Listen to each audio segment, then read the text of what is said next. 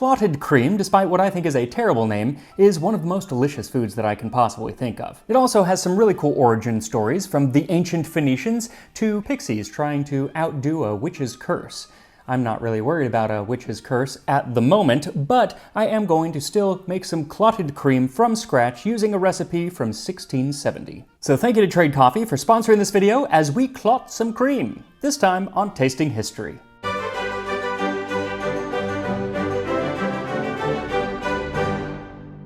So if you've ever had tea in the UK, there's a good likelihood that you've also had clotted cream. But what exactly is clotted cream? Well, essentially, it is the cream of the cream. You take full-fat milk and wait for the cream to rise to the top, and then you put it at a low heat, and the cream of the cream rises to the top of that, and that is the clotted cream. Think of like butter, but richer and nuttier and even more delicious. And to make mine, I am using a recipe from 1670 from Hannah Woolley's The Queen-like Closet. This is back before it was even called clotted cream, because technically this is a recipe to make clouted cream. Take milk that was milked in the morning and scald it at noon. It must have a reasonable fire under it, but not too rash. And when it is scalding hot that you can see little pimples begin to rise, take away the greatest part of the fire, then let it stand and harden a little while, then take it off and let it stand until the next day, covered, then take it off with a skimmer. One thing that I love about this cookbook is that you can see very clearly how far cookbooks have come in the last 350 years or so. First off, this recipe appears right below another recipe to get away the signs of the smallpox, something I assure you will not be found in any of Ina Garten's cookbooks. I also don't think that any recipe written today would ever use the phrase, "you see little pimples begin to rise." Now, I am going to follow Ms. Woolley's recipe as closely as I can, and I say that because I do not have access to the ingredient that she calls for, which is the full-fat cow milk that is squeezed in the morning, because I don't have a cow. Though a lot of old recipes actually call for it to be squeezed at night because there's often more fat in the milk that is squeezed at night, which I think is very interesting.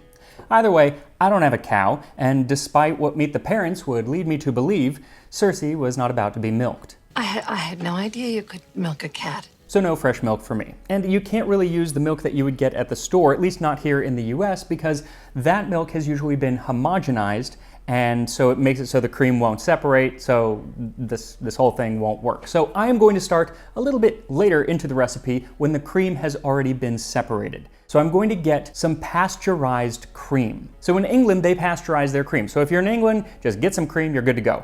But here in the US, we typically ultra-pasteurize the cream, which means it's been brought to a higher temperature, and you can't use that for this. Or at least you're going to get very little clotted cream for the amount of cream that you need. So try to find just pasteurized cream. I know that they sell it at Sprouts, that's where I got it, and some other kind of stores in that range. Usually it's in a really nice bottle, often glass, and usually costs about 3 times as much as the regular cream, but that's the stuff that you need.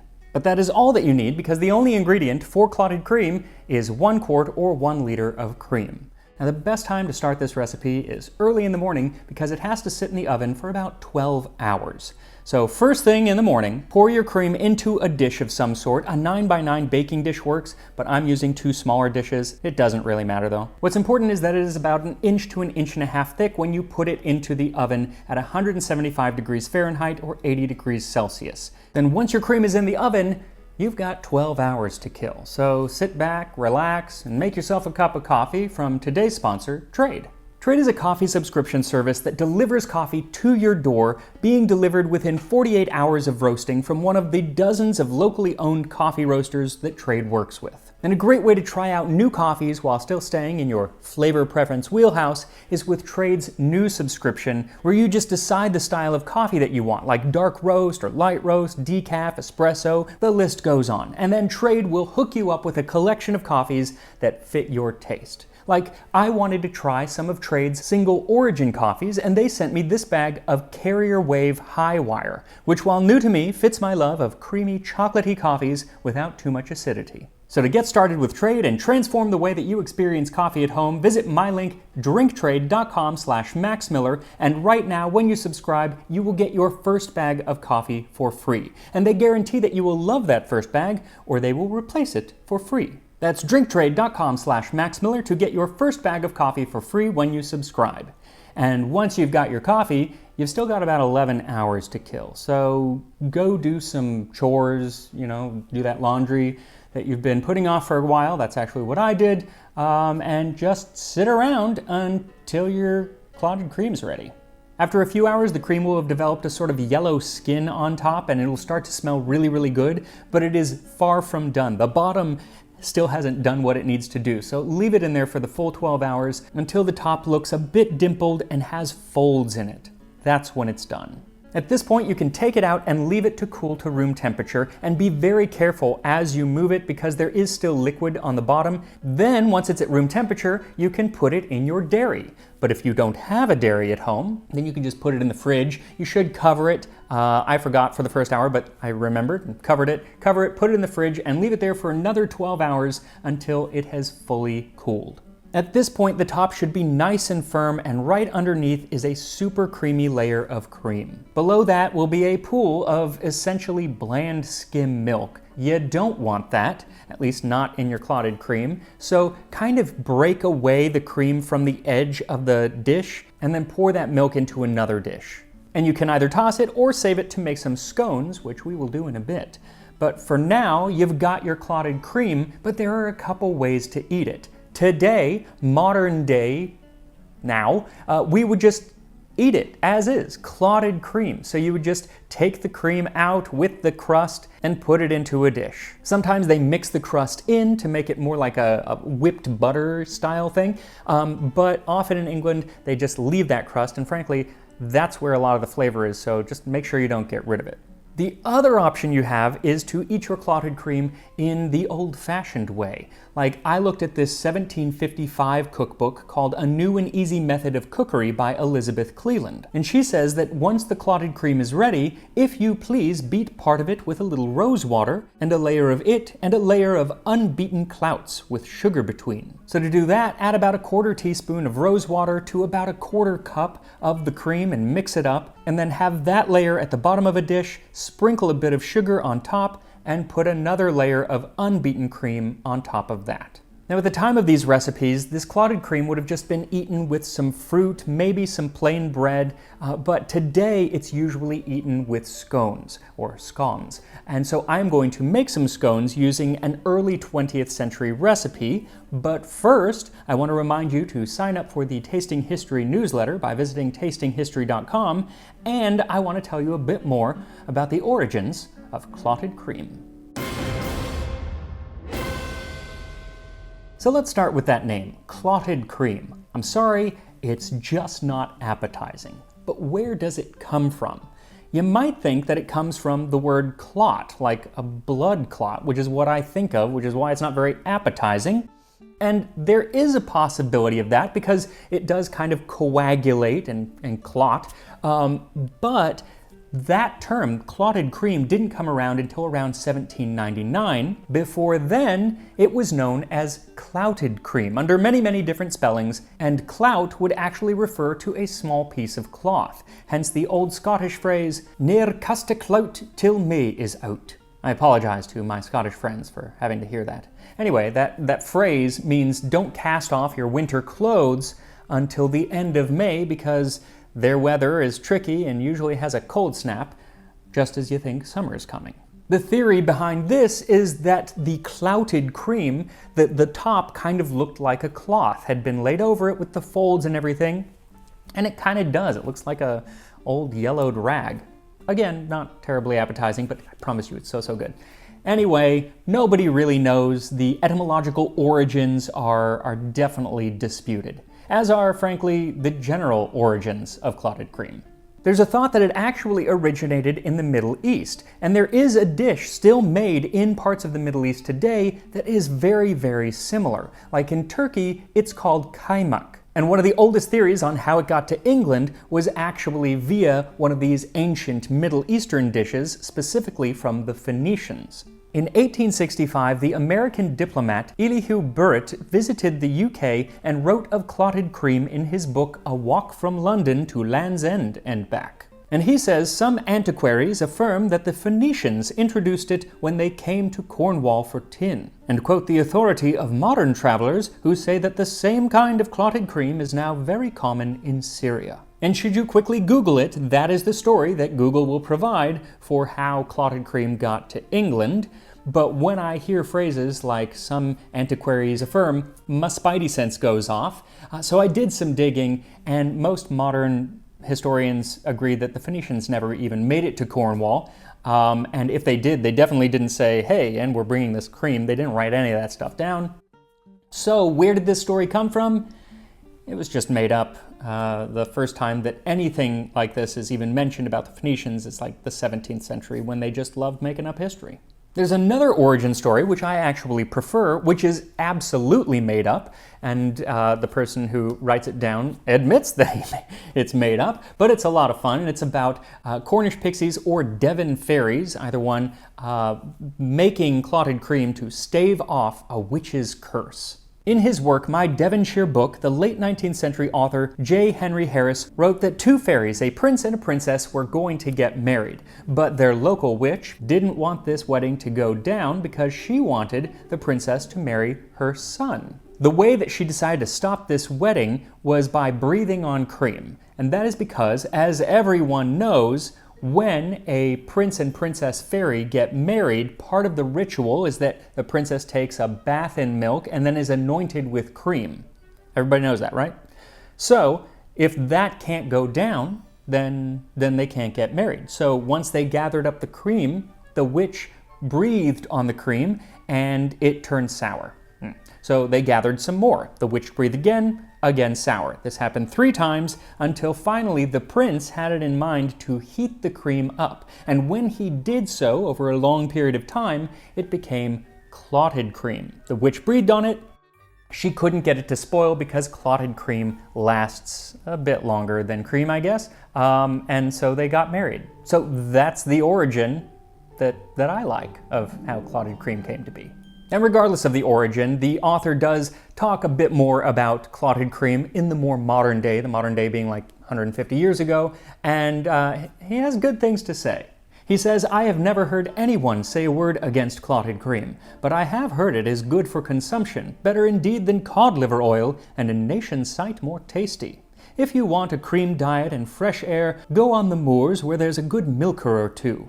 And then if you don't get fat and color, there's not much hope. And he's quite right that nobody has a bad word to say about clotted cream because it is a beloved ingredient all over Britain. As far back as the 16th century, the famous physician Andrew Boord said clotted cream and new cream put together is eaten more for a sensual appetite than for any good nourishment. And he's not wrong. Most old recipes use clotted cream either in desserts or kind of other sweet dishes or to thicken things, and never as a health food, and that is perfectly okay. That's just not what it's for. In fact, in the cookbook that we are using today, Hannah Woolley talks about at a feast when you serve clotted cream, and it's after all of the more nourishing dishes have gone away. At a feast you may present these things following. So soon as the meat is quite taken away, have in readiness your cream cheeses of several sorts and of several of colours upon a salver. Then some fresh cheese with wine and sugar, another dish of clotted cream, and another with cabbage cream of several colours like a cabbage. Then all sorts of fruits in season. Now Hannah Woolley was writing in London, and that other cookbook that I mentioned from the 18th century with the rose water and the sugar that we're making, that was written in Scotland. So it's clear that, at least by the 18th century, clotted cream was all over the British Isles. But really the best, and many of the books say this, the best was that being made in Devon and Cornwall. And Devon and Cornwall have always been fighting about who made it best and who made it first. And just as Cornwall and Devon dispute the origin of clotted cream, so too do they still argue today over the best way to serve it. Both are done on scones with strawberry jam or some other jam, but in Cornwall it goes scone, jam, cream, and in Devon it is scone, cream, jam. Now Queen Elizabeth II would do the Cornwall way, and Mary Berry, who I really respect, said that Either way works, and it just depends on where you are. Are you in Devon or Cornwall? Well, I am in neither, but since the first time that I had it was in Devon, I go with the Devonshire method of scone, cream, jam. But first, I need to make those scones. So for this, I am looking at the 1915 cookbook Pot Luck by May Byron. She actually has 9 recipes for scones in this cookbook, and they are all a little bit different, but they're all really close to being the same. So I wondered why she put them all in there, and then I noticed that the subtitle of the book was over 1,000 recipes from old family manuscript books. So clearly, she was just trying to get to that 1,000 number and filling space. Anyway, for this recipe, what you'll need is 4 cups or 480 grams of flour, 3 tablespoons or 45 grams of cold butter, 1/3 cup or 70 grams of sugar, 5 teaspoons of baking powder, 2 eggs, and 1 cup or 235 milliliters of whole milk, or a cup of that drained skim milk that we got from making the clotted cream. Either one works. So first, rub the butter into the flour until it's all incorporated, and then add the sugar and the baking powder and mix it together. Then add the 2 eggs and gently mix them in, and then about 3/4 of the milk and mix it all in. And it helps to do this by hand because you do not want to overwork the flour. And you're looking for a dough that comes together but is still nice and soft, even a little bit sticky, so you might not need all of the milk, but if it is too dry, just add more of that milk. Then once you do get a nice soft dough, turn it out onto a very well floured surface, then start to fold the dough over onto itself and work it just enough to have it come together. Do not knead this as you would a bread dough or you will have a tough scone. Really, all you're doing is just making sure that all of the ingredients are incorporated. And then form it into a sort of ball, flatten it down, and making sure there's still plenty of flour, lightly roll it out from the center up and the center down, turning it so it doesn't stick to the counter. Give it a couple rolls until it's about 1 inch thick. And here is where most of her recipes do differ, and it's in the shape. Sometimes she says that you cut them into diamonds or triangles. Another recipe says that they should be round. Her Scotch scones just say they should be scone-shaped, whatever that is. So I'm going with round because that's what I'm doing. So flour your scone cutter and press down on the dough, but don't twist. I've made that mistake in the past. When you twist it, it seals the dough and so they don't rise as much. So just press down and pull it up and take that scone and put it onto a lined baking sheet. Then let them sit for about 10 minutes, then take another egg and whisk it up and brush an egg wash on the top, trying not to let it drip down the sides. Set that tray in the oven at 425 degrees Fahrenheit, 220 Celsius for 15 to 20 minutes, and then set them on a wire rack to cool and serve with your clotted cream and some strawberry jam. And here we are, a Devon-style cream tea. If you made the tea, of course. I actually didn't. I'm just having the scone and the clotted cream and the jam. But here we go. Also, I just want to try the clotted cream, the plain clotted cream first, because why not? Let me get some of that crust. So the crust is really where a lot of the flavor is going to be, so. I love it so much. It really is like, it's butter, it's like butter, but just so much richer and has this nuttiness to it and is just darker and it's so good. Let me try this.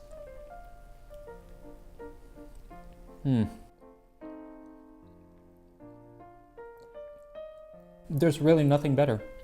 I'm going to finish this, but first I want to try the one that I made with the rose water and the sugar.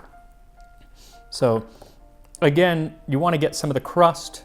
You want to get a little bit of everything in there. And don't skimp, baby.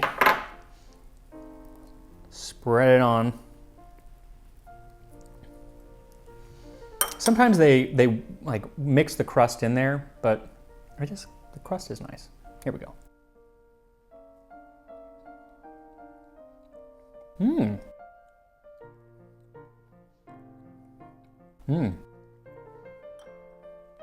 You don't need the jam with that. Rose water is a flavor that has gone out of fashion. I still like it. You don't want too much because it can become overpowering and taste like perfume. But that's absolutely delightful. This really makes you feel a bit like that that fairy princess. It's so much lighter than with the jam, because there is sugar in there, but it's not as sweet. I love both. I'm going to eat them all. I'm going to eat all of this. Now it only stays good for a few days, like 4 or 5 days in the refrigerator, but it freezes really well. So you can actually freeze some of it and just kind of let it thaw out whenever you want some clotted cream. Make some of this, or just buy some if you don't want to take the time or you can't find the right kind of cream. You can get it online. I'll put a link in the description to where I've purchased it before. It's absolutely delicious, and I will see you next time on Tasting History.